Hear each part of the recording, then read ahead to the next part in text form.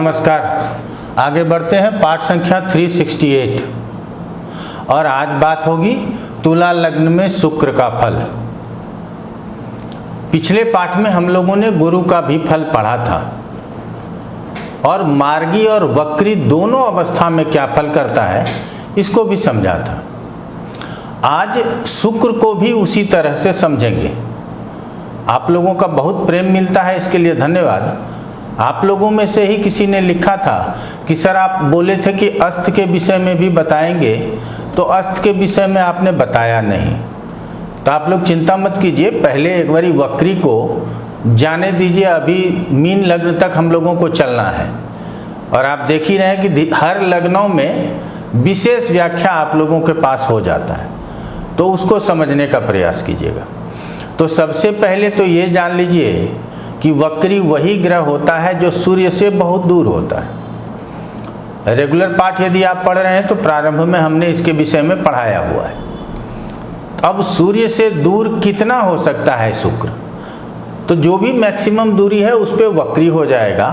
यदि सूर्य से अगले घर में या पिछले घर में है तो शुक्र वक्री होता है और कभी कभी साथ में भी स्थित होने पर वक्री हो जाता है, क्योंकि सूर्य और शुक्र के अंशों का अंतर यदि 25 डिग्री से अधिक है तो वो वक्री हो जाएगा। तो यहाँ तक समझ में आ गया। वक्री होने से ग्रहों में परिवर्तन क्या होता है, तो शुभ ग्रह हैं तो हम उसको थोड़ा अशुभ कहने लगते हैं और उसके चेष्टा बल बढ़ जाते हैं। तो ये सब भी आप लोग जान चुके हैं।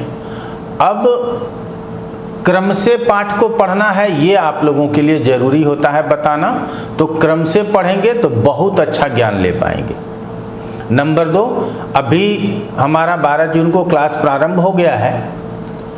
उस क्लास में अधिक विद्यार्थी होने के कारण हमको दूसरा बैच भी प्रारंभ करना पड़ा और वो बैच प्रारंभ होगा 28 तारीख से, लेकिन वो सिर्फ संडे को होगा, वीकेंड बैच है और एक ही दिन में 2 क्लास होगा। 10 से 1:30 बजे तक होगा और बीच में 10-15 मिनट का गैप होगा। तो 28 जून 2021 से प्रारंभ होगा। जो लोग आप में से कोई भी ऐसे उत्सुक हैं तो वो क्लास ज्वाइन कर सकते हैं। क्लास ऑनलाइन जूम के माध्यम से होगा। चलिए आगे बढ़ते हैं। अब तुला लग्न में शुक्र अगर लग्न में स्थित है तो क्या कह देंगे, मालव्य महापुरुष योग बन गया।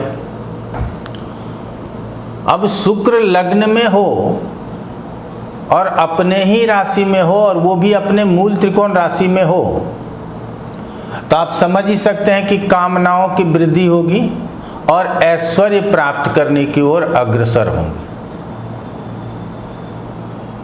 तो कामनाओं की वृद्धि होगी, दोहराते इसलिए हैं कि आप समझिएगा कि कहना क्या चाहते हैं। और ऐश्वर्य प्राप्त करने की ओर अग्रसर होंगे, अर्थात अपने जीवन में जो चाहेंगे उसके लिए परिश्रम करेंगे। और यदि दशा शुक्र की मिल जाए तो अपने सभी सांसारिक सुखों को प्राप्त करने वाले होंगे। क्यों कि लग्न से कामनाएं मिलेंगी ही, अपने ही राशि में है और साथ में दृष्टि सप्तम स्थान के ऊपर जाता है जहां से सांसारिक सुखों की बात होती है। शारीरिक रूप से भी सौंदर्य होंगे, आकर्षक पर्सनालिटी होगी।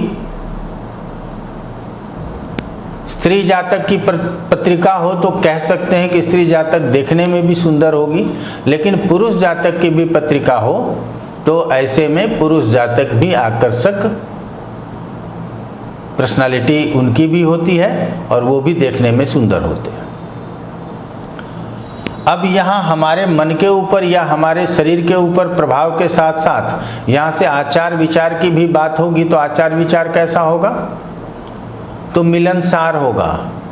क्यों, ये चर लग्न है, तो इस तरह से आप लोगों को समझना है। अगर यहाँ वक्री हो जाए तो जल्दबाजी करने की आदत होगी, हर काम को जल्दी समाप्त करें और दूसरा काम शुरू करें, और इतना सामर्थ्य भी होगा कि जल्दबाजी करके भी काम को सफलतापूर्वक कर सकेंगे अगर यहाँ वक्री हो जाए।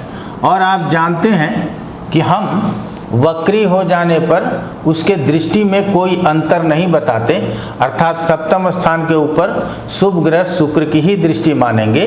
वक्री शुक्र की दृष्टि शब्द का प्रयोग नहीं किया गया है। अगर कहीं किसी ने व्याख्या में किया है तो वो त्रुटि है, इसको समझिएगा। चलिए आगे बढ़ते हैं। शुक्र यदि दूसरे स्थान में हो, अब हम आप लोगों को जानते हैं न कि हर एक बार इस बात को बताते रहते हैं कि काल पुरुष की पत्रिका को कभी भूलने की जरूरत नहीं है, और काल पुरुष की पत्रिका में शुक्र स्वयं द्वादश स्थान के स्वामी होते हैं, और द्वादश स्थान में शुक्र यदि है तो अपने कुटुंबों का पालन पोषण करने वाला, अपने रिश्तेदारों के साथ घुल मिल कर रहने वाला। अब ये लग्नेश धन स्थान में गया तो धन के प्रति विशेष आसक्ति रखने वाला, और वाणी स्थान पे कहते हैं कि यदि शुक्र गया है तो आकर्षण, जैसे कि आप जो कुछ भी बोलेंगे तो सामने वाले लोग आपसे आकर्षित हों, आप ऐसी वाणी बोलना पसंद करेंगे। अब यहाँ यदि शुक्र वक्री हो जाए तो क्या धन की हानि होगा? नहीं होगा। ये उस स्थान में बैठ के उस स्थान का फल विशेष करने लगेगा, इसलिए वक्री शुक्र यहाँ आपको नुकसान नहीं पहुँचाएगा। और भी बात को समझना है कि शुक्र और बुध जैसे ग्रह का वक्री और अस्त होना एक सामान्य घटना है, क्योंकि ये दोनों घटनाएं सूर्य से संबंध रखता है, और ये दोनों ग्रह सूर्य के समीपस्थ ग्रह हैं, सूर्य के सबसे निकट रहने वाले ग्रह हैं। इसीलिए इनको इस कंडीशन का बहुत परिवर्तन प्राप्त नहीं होता। फिर भी हम कहेंगे कि यदि वक्री स्थिति में है तो भी यहाँ अच्छे परिणाम प्राप्त होंगे, और यहाँ से शुक्र की दृष्टि अपने ही घर अष्टम स्थान में है तो आयु की वृद्धि होगी। ऐसे में यदि किसी भी तरह के आप रिसर्च के फील्ड में जाते हैं, कला के क्षेत्र में जाते हैं, यहाँ से वैसी कला जिसको गुप्त कला कहते हैं, और कोई भी कलाकार होता है उसके पास गुप्त ज्ञान होता है, माता पिता नहीं, कोई परिवार में कलाकार नहीं, फिर भी यदि कोई कलाकार बन रहा है तो समझिए कि ये स्थिति भी संभव है। चलिए आगे बढ़ते हैं। शुक्र यदि तीसरे स्थान में हो, अब तीसरा स्थान शुक्र के लिए और गुरु के लिए बहुत अच्छा नहीं कहते। क्यों नहीं कहते? क्योंकि ये दोनों शुभ ग्रह हैं, और अशुभ स्थान में जाने के बाद सोचते हैं कि क्या फल करना है, तो ये अशुभ स्थान है, इसीलिए इसके लिए अच्छा नहीं कहा गया। लेकिन लग्नेश शुक्र पराक्रम में गया है।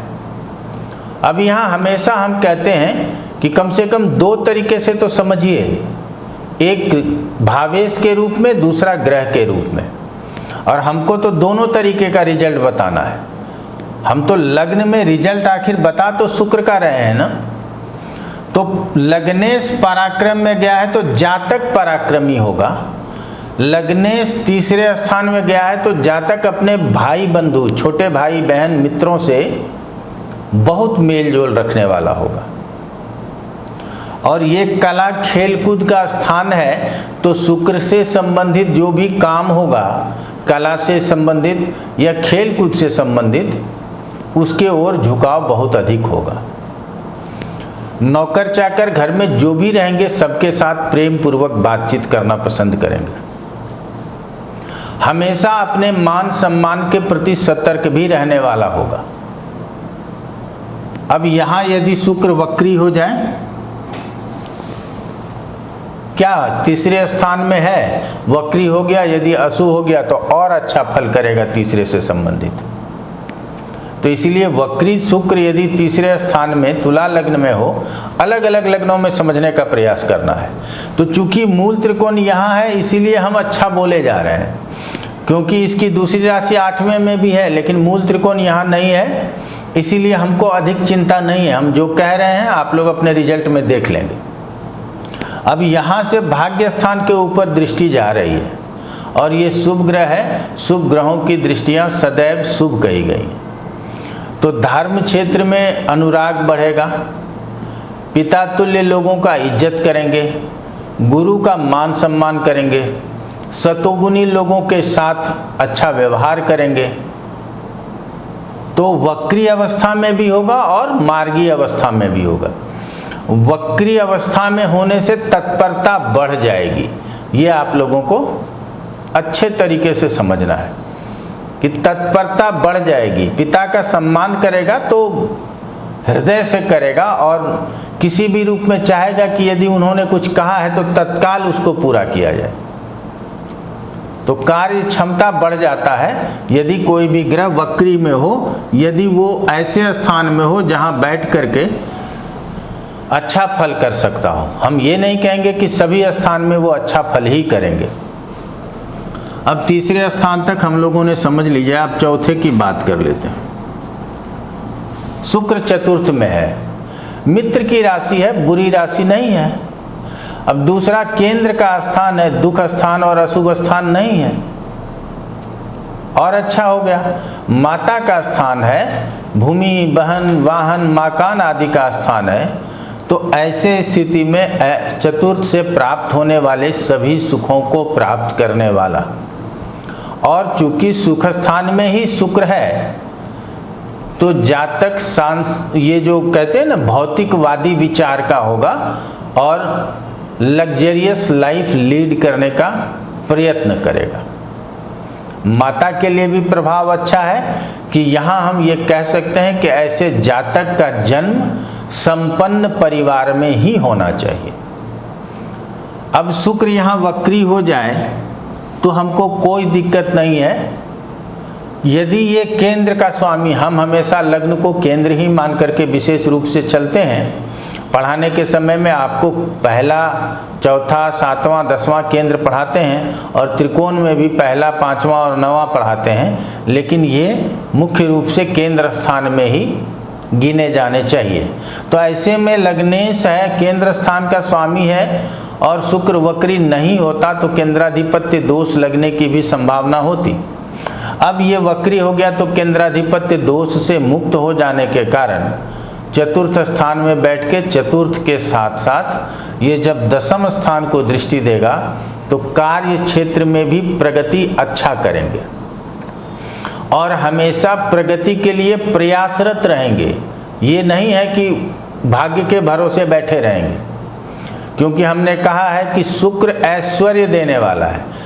बहुत लोगों के मन में भ्रम होता है कि फिर सूर्य क्या देता है, तो प्रतिष्ठा और ऐश्वर्य में अंतर है। शुक्र प्रतिष्ठा देने वाला है और ये ऐश्वर्य देने वाला है। अंग्रेजी शब्द आप लोग ढूंढ लीजिएगा। तो यहाँ जब ये कर्म स्थान को देखेगा तो अपने जीवन में इतने अच्छे कर्म करने का प्रयास करेगा ताकि जीवन में मान सम्मान ऐश्वर्य की वृद्धि हो। और वक्री अवस्था में भी इसके दृष्टि के ऊपर कोई अंतर नहीं पड़ता। हम हर बात इसी बात को दोहराते रहेंगे। अशुभ ग्रह है तो वो वक्री भी है तो अशुभ दृष्टि होगी, शुभ ग्रह है वक्री है तो शुभ दृष्टि होगी। इसी बात को आप लोग मानते रहें। अन्यथा यदि आप कहीं इसको अशुभ की दृष्टि कहीं शुभ की दृष्टि मानेंगे तो आपका कन्फ्यूजन बढ़ा रहेगा। कभी अष्टमेश की दृष्टि मानेंगे, कभी लग्नेश की दृष्टि मानेंगे, तो आप कैसे मानेंगे? तो इन सभी विषयों को समझिए। बहुत लोग कहते हैं कि सर बहुत कन्फ्यूजिंग सब्जेक्ट है। जरा सा भी कन्फ्यूज हमने अपने क्लास में या यहाँ चैनल के माध्यम से किसी को नहीं किया। हाँ, ये काम जरूर किया है कि बहुत सारे कन्फ्यूज़न को दूर किया है। यदि आप लगातार पढ़ते रहेंगे तो आपका भी कन्फ्यूजन समाप्त होगा और बहुत अच्छी तरीके से आप लोग ज्योतिष सीख सकेंगे। आज इतना ही। आप लोगों का बहुत बहुत धन्यवाद।